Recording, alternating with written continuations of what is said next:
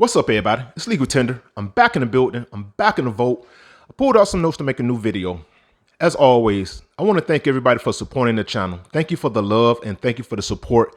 Thank you, thank you, thank you. If you are a fan of numismatics, if you're a fan of paper currency, if you're just getting into the hobby of numismatics, stay rocking with me, stay rocking with the channel. Every Tuesday is Legal Tender Tuesday, and I will be making a new episode every week speaking about something new, different, or interesting within the realm of numismatics. If you have any questions, comments, or input, put it down in the comment section. I read everything and I respond back as soon as possible. Throughout this video, if I say something that isn't 100% accurate or it's a little different from what you know, please let me know via the comments. I will go back, hit the books, and make sure that I have the right information moving forward. Everybody, for the love and support of the channel, thank you, thank you, thank you. The goal is 1,000, so help me help the algorithm, and let's get to 1,000. All right, let's get it. All right, so the notes that I pulled out today are these. I pulled out a bundle. This isn't mine. This video will be a scrap search. Now, with a scrap search, you are looking for a couple different things. Condition is the number one thing. And you may be looking for, depending on the denomination, the easiest and most affordable currency or denomination of scrap search is $1 bills. Now, with a $1 bill, that's a possibility you can find web notes, bar notes, every other denomination. You can find star notes, fancy serial numbers, things like that. But today, the denomination I will be checking out is 5. So I'm finna go through these notes right here in the hopes of adding to my collection. Now, with the $5 bill, there's the possibility I could find some great notes. And by that, I mean the condition. Good condition definitely adds to the overall value of the note. A note in good, fair to great condition would be a note with minimal to very few or no bends, creases, tears, folds, pinholes, anything like that. So I can find some good notes. I can find some bad notes. Based on this denomination, I could possibly find some star notes, some small face notes, some monochrome notes, because as you can see, this note right here is a colorized note. So I would love to find some monochrome notes because I would definitely keep those. Those are no longer in circulation via the, I want to say 1996, the colorized notes. No, monochrome notes came out from 96 to 2000. So I want to say 2000 and beyond. There is when the monochrome notes, big face notes, got colorized.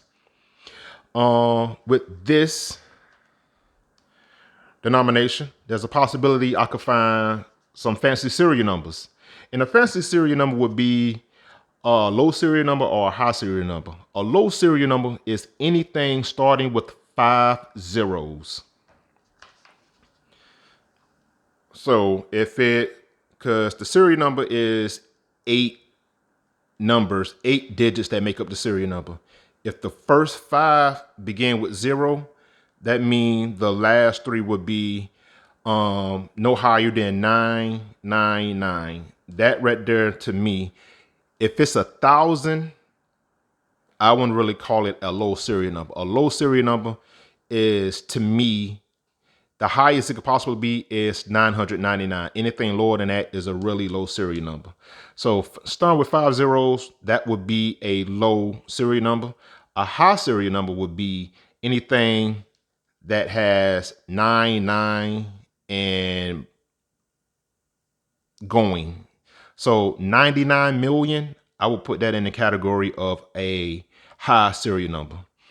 Also, I could look for ladders, whether it's a broken ladder. A ladder is the numerical sequence of numbers.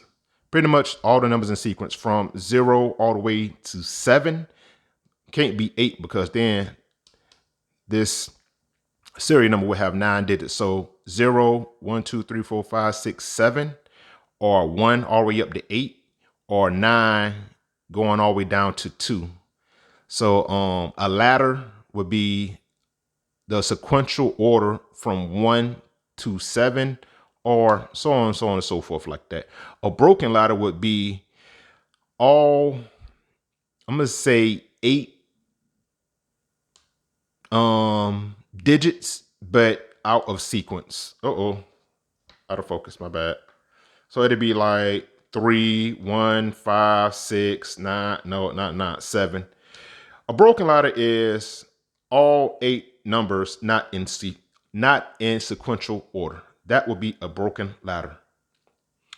You got binaries. A true binary would be all 0s and 1s. That would be a true binary, but also a binary could be only 2 numbers that make up the entirety of the serial number, which is 8 numbers. A repeater would be like 283, 283, 28, something like that.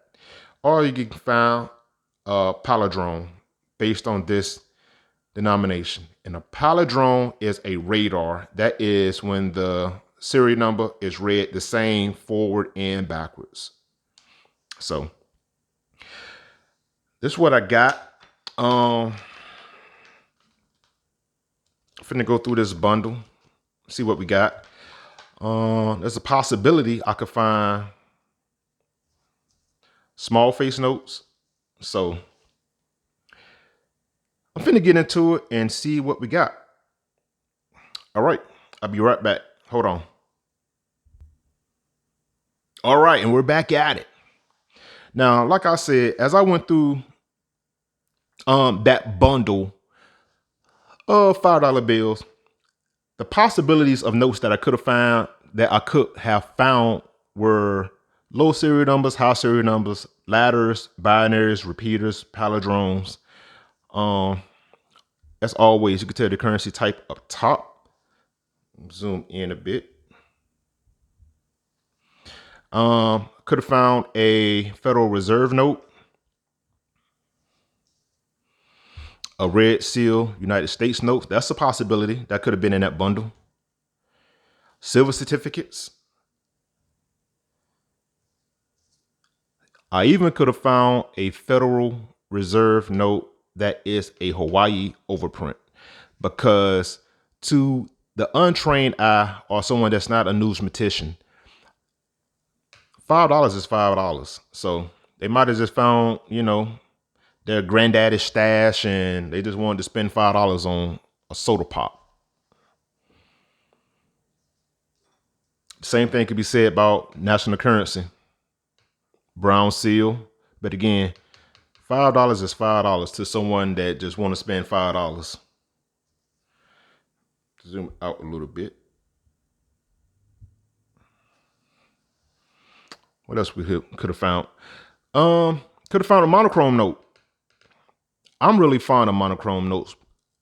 Like I said in the previous episode that I made, because the monochrome note is a note that came out during my existence, and that was the first change to all U.S. currency that I was alive for. I know they changed the currency type of the $2 bill, but that was a little bit before my time. But colorized notes, and that is what we are familiar with right now. But I'm gonna tell you what I actually found. Going through that entire stack, I found a bunch of random serial numbers. Some were completely worn, heavily circulated notes, some torn. I had a few that was taped together. So that was that. The oldest series year was 2003. And the notes of interest, I found one star note, one high serial number, that's a bookend, a quasi interesting serial number, and one repeater. And this is what we got. Um, 640000444. That's kind of interesting. That is the quasi and I put them in protective sleeves. Um, the condition isn't that bad, so this may be a keeper. Quasi interesting note. The next one we got is we have a bookend, and it is a high serial number. We got 95952159. So 9595 bookend with these two numbers right here. So that's why it's still in the collection. Possibly. I don't know. We have a star note. So we got the star note right there. I wouldn't say it's a low serial number, but it is a star note nonetheless. So keeping that. And we have a repeater. We got 0, 5, 7, 5, 7, 5, 7, 0. So I'm keeping this as well. The only interesting thing you will find is, depending on the denomination, with this denomination right here, the only note you will find that is interesting above a $2 bill is a star note and the condition of the note. So those are the only things that you will find interesting.